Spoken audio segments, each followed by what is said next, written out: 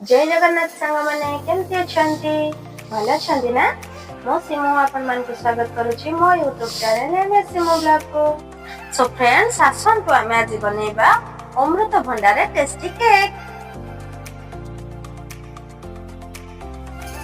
केक बनेबा पई मो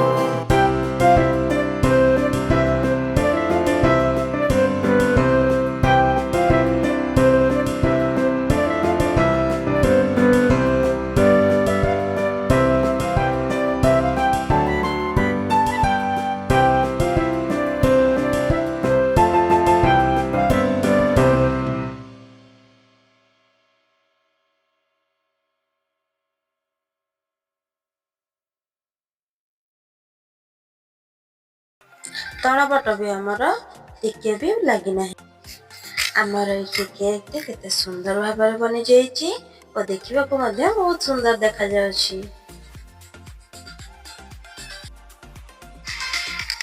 ମୁଁ ଏବେ କେକ୍ଟିକୁ କାଟିକି ଦେଖାଉଛି କେକ୍ଟି ଆମର କେତେ ସଫ୍ଟ ବନେଇଛି।